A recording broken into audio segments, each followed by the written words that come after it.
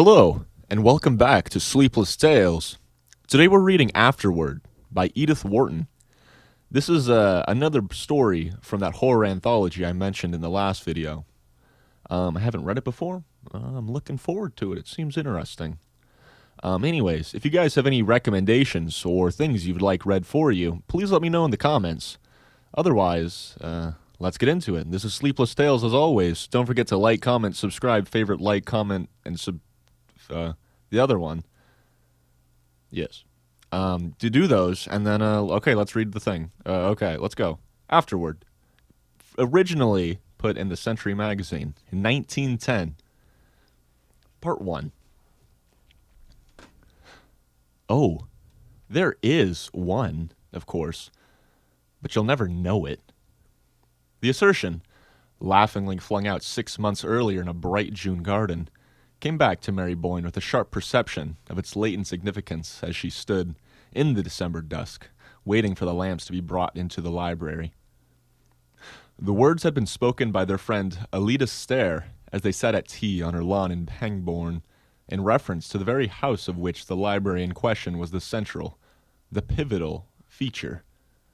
Mary Boyne and her husband, in quest of a country place in one of the southern or southwestern countries, had, on their arrival in England, carried their problem straight to Alida Stair, who had successfully solved it in her own case. But it was not until they had rejected, almost capriciously, several practical and judicious suggestions that she threw it out. Well, there's Ling, in Dorsetshire. It belongs to Hugo's cousins, and you can get it for a song. The reason she gave for its being obtainable on these terms, its remoteness from a station, its lack of electric light, hot water pipes, and other vulgar necessities, were exactly those pleading in its favor, with two romantic Americans perversely in search of the economic drawbacks which were associated, in their tradition, with unusual architectural felicities. I should never believe I was living in an old house unless I was thoroughly uncomfortable. Ned Boyne, the more extravagant of the two, had jocosely insisted. The least hint of convenience would make me think that it had been brought out of an exhibition, with the pieces numbered and set up again. And they had proceeded to enumerate, with humorous precision, their various suspicions and exactions, refusing to believe that the house their cousin had recommended was really two-door, till they learned it had no heating system, or that the village church was literally in the grounds, till she assured them of the deplorable uncertainty of the water supply. It's too uncomfortable to be true. Edward Boyne had continued to exult as the avowal of each disadvantage was successfully wrung from her.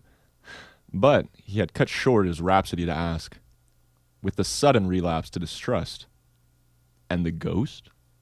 You've been concealing from us the fact that there is no ghost?" Mary, at the moment, had laughed with him, yet almost with her laugh, being possessed of several sets of independent perceptions, had noted a sudden flatness of tone in Alida's answering hilarity. "Oh, Dorsetshire's full of ghosts, you know." Yes, but that won't do. I don't want to have to drive 10 miles to see somebody else's ghost. I want one of my own on the premises. Is there a ghost at Ling?" His rejoinder had made Alida laugh again, and it was then that she had flung back tantalizingly, "Oh, there is one, of course, but you'll never know it." Never know it? Boyne pulled her up. But what in the world constitutes a ghost except the fact of its being known for one?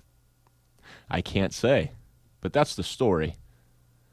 That there's a ghost, but that nobody knows it's a ghost? Well, not till afterward, at any rate. Till afterward. Not till long, long afterward. But if it's once been identified as an unearthly visitant, why hasn't its signalment been handed down in the family? How has it managed to preserve its incognito?" Alida could only shake her head. "Don't ask me, but it has." And then suddenly, Mary spoke up as if from some cavernous depth of divination. Suddenly, long afterward, one says to oneself, "That was it?" She was oddly startled at the sepulchral sound with which her question fell on the banter of the other two, and she saw the shadow of the same surprise flit across Alida's clear pupils. "I suppose so. One just has to wait." "Oh, hang waiting," Ned broke in. "Life's too short for a ghost who can only be enjoyed in retrospect. Can we do better than that, Mary? But it turned out that in the event they were not destined for within 3 months of their conversation with Miss Stair, they were established at Ling, and the life they had yearned for to the point of planning it out in all its daily details had actually begun for them. It was to sit in the thick December dusk by just such a white-hooded fireplace, under just such black oak rafters, with a sense that beyond the mullioned panes that downs were darkening to a deeper solitude.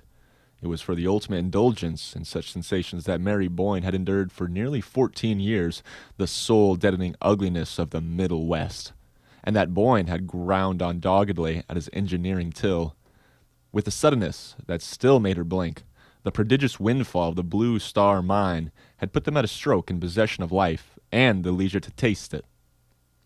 They had never for a moment meant their new state to be one of idleness, but they meant it to give themselves only to harmonious activities. She had her vision of painting and gardening against a background of gray walls. He dreamed of the production of his long-planned book on the economic basis of culture, and with such absorbing work ahead, no existence could be too sequestered.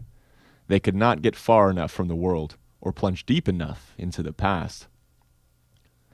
Dorsetshire had attracted them from the first by a semblance of remoteness out of all proportion to its geographical position. But to the Boynes, it was one of the ever-recurring wonders of the whole incredibly compressed island, a nest of counties, as they put it, that for the production of its effects so little of a given quality went so far, that so few miles made a distance, and so short a distance a difference. It's that had once enthusiastically explained, that gives such depth to their effects, such relief to their least contrasts. They've been able to lay the butter so thick on every exquisite mouthful. The butter had certainly been laid thick at Ling. The old grey house, hidden under a shoulder of the downs, had almost all the finer marks of commerce with a protracted past.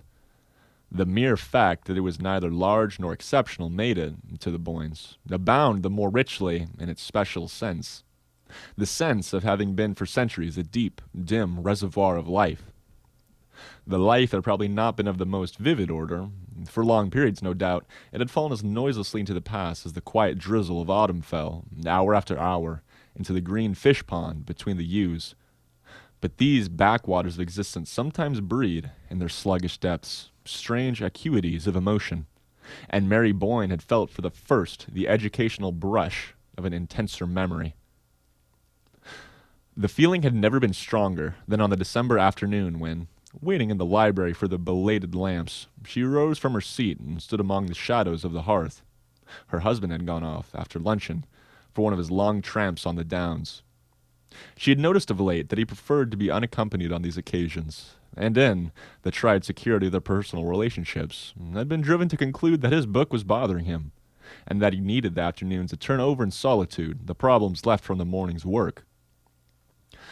Certainly, the book was not going as smoothly as she imagined it would, and the lines of perplexity between his eyes had never been there in his engineering days. Then, he had often looked fagged to the verge of illness, but the native demon of the worry had never branded his brow. Yet the few pages he had so far read to her, the introduction and a synopsis of the opening chapter, gave evidence of a firm possession of his subject and a deepening confidence in his powers. The fact threw into a deeper perplexity, since, now that he had almost done with business and its disturbing contingencies, the one other possible element of anxiety was eliminated. Unless it were his health, then. But physically, he had gained since they had come to Dorsetshire, grown robuster, ruddier, fresher-eyed. It was only within a week that she had felt him the undefinable change that made her restless in his absence, and as tongue-tied in his presence as though it were she who had a secret to keep from him. The thought that there was a secret somewhere between them struck her with a sudden smart rap of wonder, and she looked about her down the dim, long room. Can it be the house? She mused. The room itself might have been full of secrets. They seemed to be piling themselves up. As evening fell, like the layers and layers of velvet shadow dropping from the low ceiling, the dusky walls of books, the smoke-blurred sculpture of the hooded hearth. Why, of course, the house is haunted, she reflected.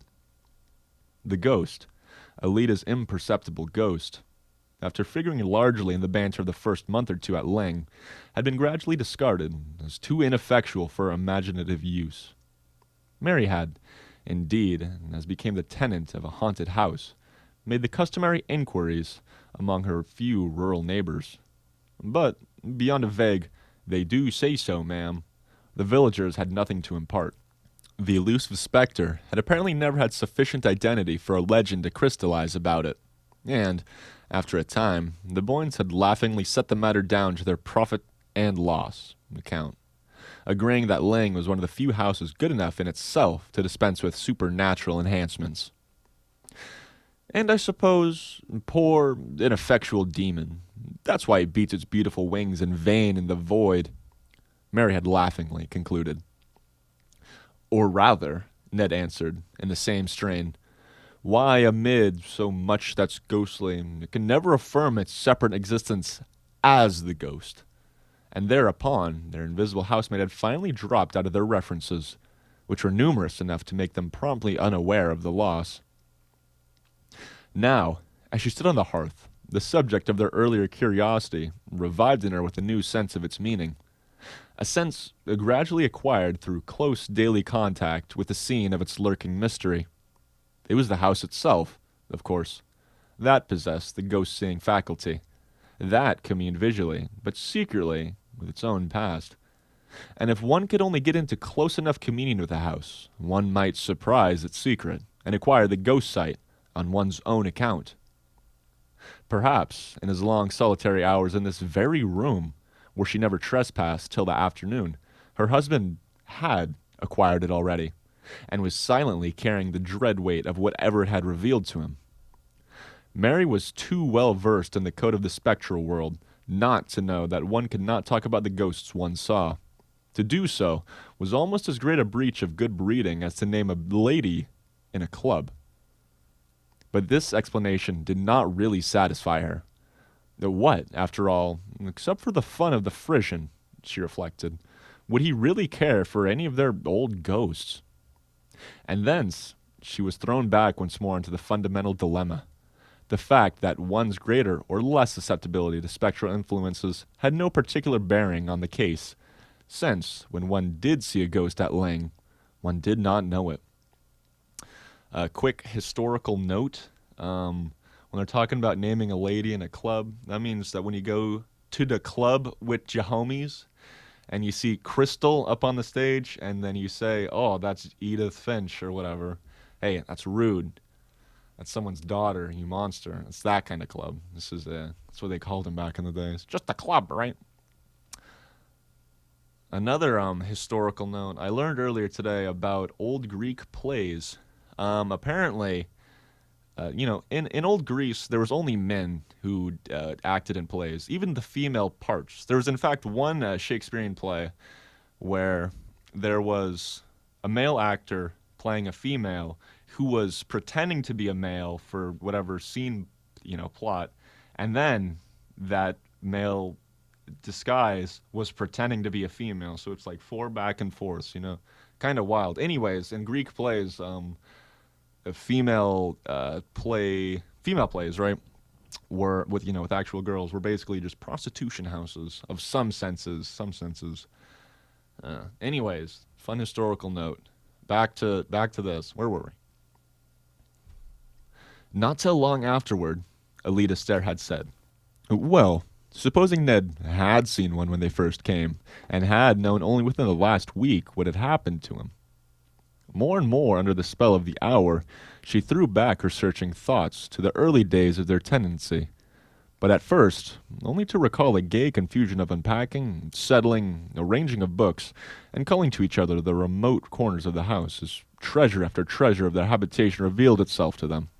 And it was in this particular connection that she presently recalled a certain soft afternoon of the previous October, when, passing from the first rapturous flurry of exploration to a detailed inspection of the old house, she had pressed, like a novel heroine, a panel that opened at her touch, on a narrow flight of stairs leading to an unexpected flat edge of the roof. The roof which, from below, seemed to slope away on all sides too abruptly for any but practiced feet to scale. The view from this hidden coign was enchanting, but she had flown down to snatch Ned from his papers and give him the freedom of her discovery. She remembered, still now, standing on the narrow ledge. He had passed his arm around her while their gaze flew to the long, tossed horizon, line of the downs, then dropped contentedly back to trace the arabesques of hue edges about the fish pond and the shadow of the cedar on the lawn. "And now the other way," he had said, gently turning her around within his arm, and closely pressed to him. She was absorbed, like some long, satisfying draught. The picture of the gray-walled court, and the squat lions on the gates, and the lime avenue reaching up to the high road under the downs. It was just then, while they gazed and held each other, that she had felt his arm relax and heard a sharp "hello" that made her turn to glance at him. Distinctly, yes, she now recalled she had seen, as she glanced, a shadow of anxiety, or of perplexity, or rather, fall across his face, and, following his eyes, had beheld the figure of a man in loose, grayish clothes, as it appeared to her, who was sauntering down the lime avenue to the court with the tentative gait of a stranger seeking his way.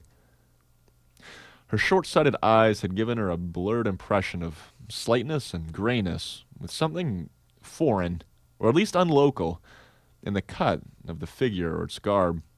But her husband had apparently seen more, seen enough to make him push past her with a sharp "wait," and dash down the twisting stairs, without pausing to give her a hand for the descent.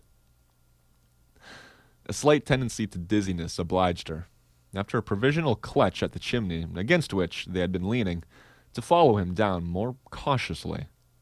And when she had reached the attic landing, she paused again for a less definite reason, leaning over the oak banister to strain her eyes through the silence of the brown, sun-flecked depths below. She lingered there till, somewhere in those depths, she heard the closing of a door. Then, mechanically impelled, she went down the shallow flights of steps till she reached the lower hall. The front door stood open on the mild sunlight of the court, and hall and court were empty. The library door was open too, and after listening in vain for any sound of voices within, she quickly crossed the threshold and found her husband alone, vaguely fingering the papers on his desk. He looked up, as if surprised at her perceptive entrance, but the shadow of anxiety had passed from his face, leaving it even, as she fancied, a little brighter and clearer than usual. "What was it? Who was it?" she asked. "Who?" he repeated, with the surprise still all on his side. "The man we saw coming towards the house." He seemed honestly to reflect. "The man? Why, I thought I saw Peters. I dashed after him to say a word about the stable drains, but he had disappeared before I could get down." "Disappeared? Why, he seemed to be walking so slowly when we saw him." Boyne shrugged his shoulders. "So I thought, but he must have got up steam in the interval. What do you say to our trying to scrabble up a Meldon steep before sunset?" That was all. At the time, the occurrence had been less than nothing, had indeed been immediately obliterated by the magic of their first vision from Meldon Steep, a height which they had always dreamed of climbing ever since they had first seen its bare spine heaving itself above the low roof of Ling. Doubtless, it was the mere fact of the other's incidents having occurred on the very day of their ascent of Meldon that had kept it stored away in the unconscious fold of association from which it now emerged. For in itself, it had no mark of the portentous. At the moment, there could have been nothing more natural than that Ned should dash himself from the roof in the pursuit of a dilatory tradesman. It was a period when they were always on the watch for one or the other of the specialists employed about the place, always lying in wait for them, and dashing out at them with questions, reproaches, or reminders. And certainly in the distance the gray figure had looked like Peters. Yet now, as she reviewed the rapid scene, she felt her husband's explanation of it to have been invalidated by the look of anxiety on his face. Why had the familiar appearance of Peters made him anxious? Why, above all, if it was on such prime necessity to confer with that authority on the subject of the stable drains, had the failure to find him produced such a look of relief? Mary could not say that any one of these considerations had occurred to her at the time. Yet, from the promptness which they now marshaled themselves at her summons, she had a sudden sense that they must have all along been there, waiting their hour. End of part 1.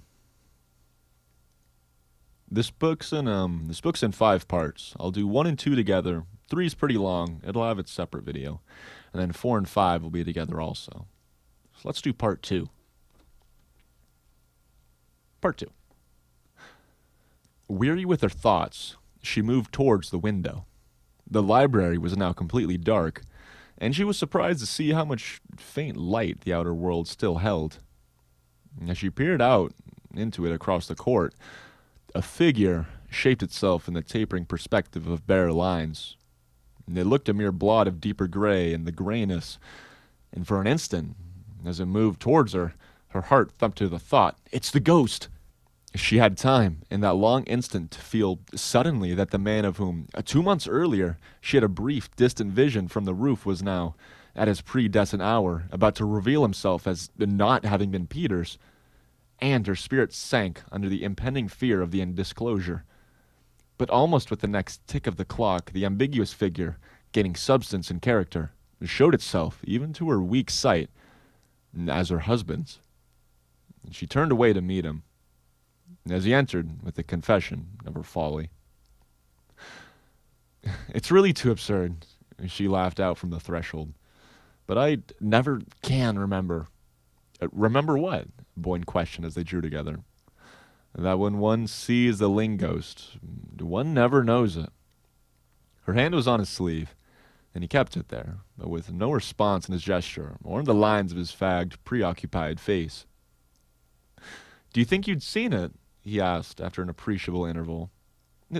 "Why, I actually took you for it, my dear, in my mad determination to spot it." "Me? Just now?" His arm dropped away, and he turned from her with a faint echo of laugh. "Really, dearest, you'd better give it up. That's the best you can do." "Yes, I give it up. Have you?" she asked, turning around on him abruptly.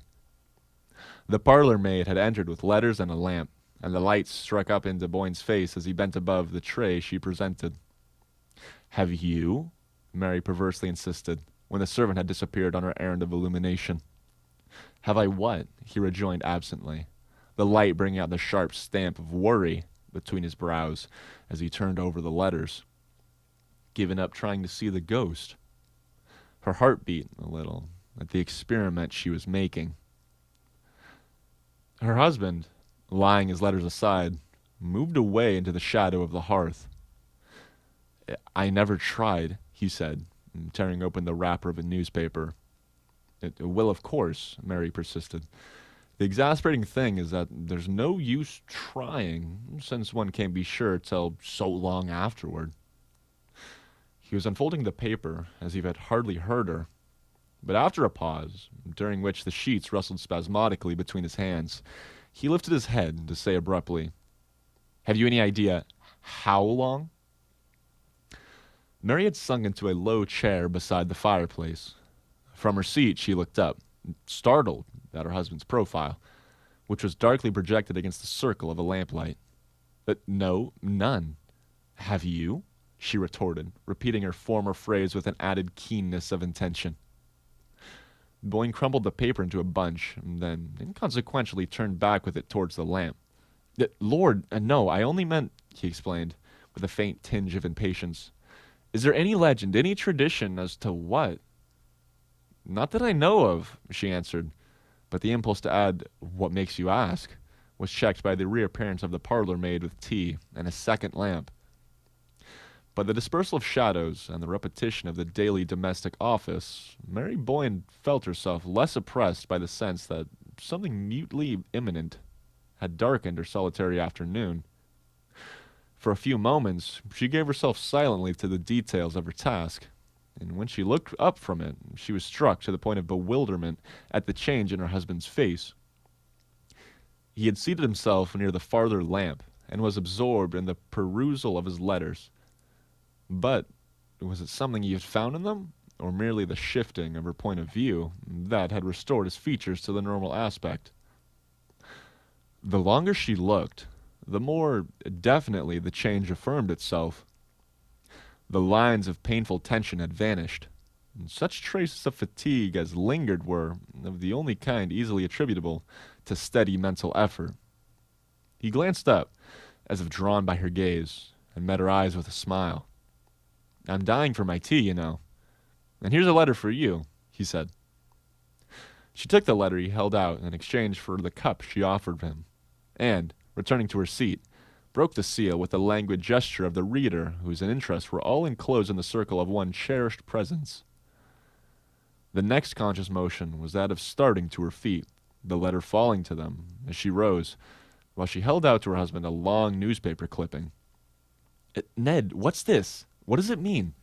He had risen up at the same instant, almost as if hearing her cry before she uttered it, and, for a perceptible space of time, he and she studied each other, like adversaries, watching for an advantage across the space between her chair and his desk. "What's what? You fairly made me jump," Boyne said at length, moving towards her with a sudden, half-exasperated laugh. The shadow of apprehension was on his face again. Not now a look of fixed foreboding, but a shifting vigilance of lips and eyes that gave her the sense of his feeling himself invisibly surrounded. Her hand shook so that she could hardly give him the clipping. "This article from the Waukesha Sentinel, that a man named Elwell was brought suit against you, that there was something wrong about the Blue Star Mine. I can't understand more than half."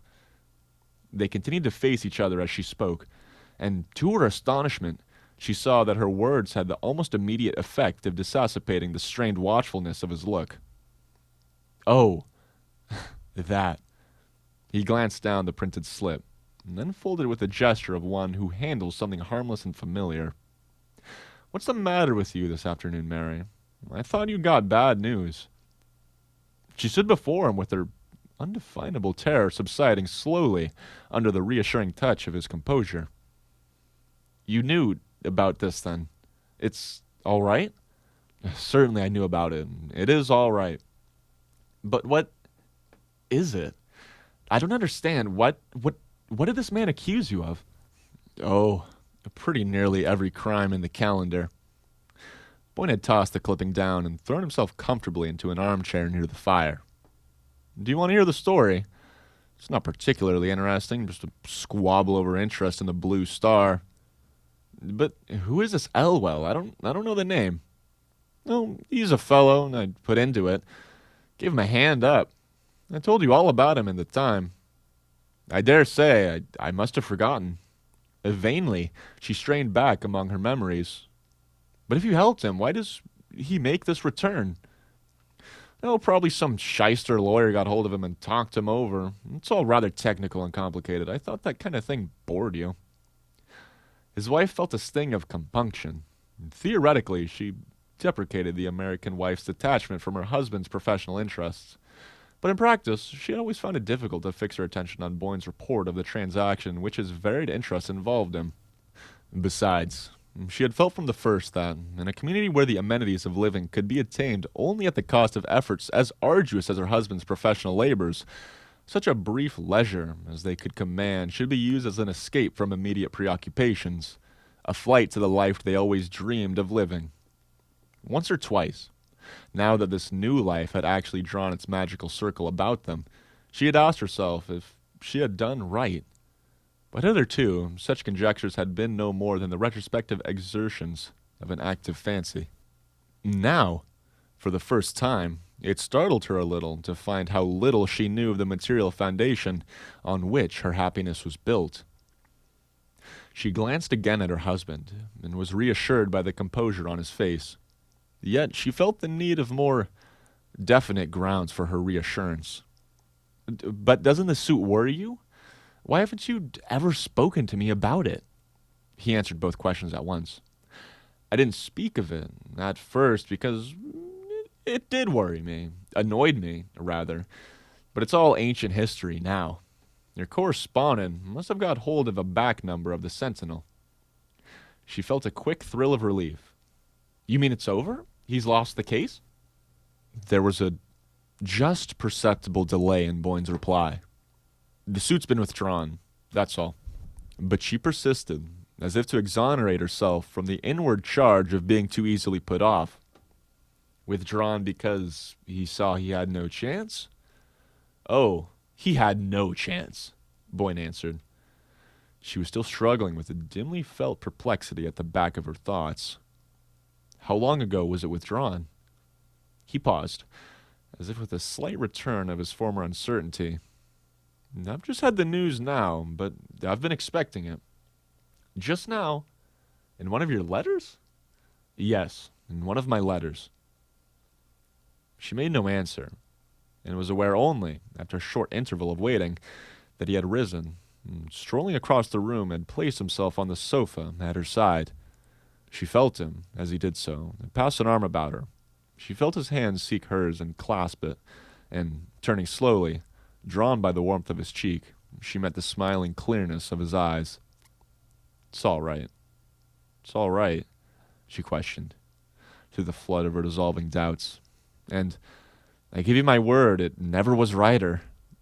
He laughed back at her, holding her close. And that's the end of part 2 of this. Again, this will be a 3-parter, guys. So, I'll catch you tomorrow. Don't forget to like, whatever. Yep. Good night. Don't forget I love you. As per always, Sleepless Tales coming in hot. Okay. Good night.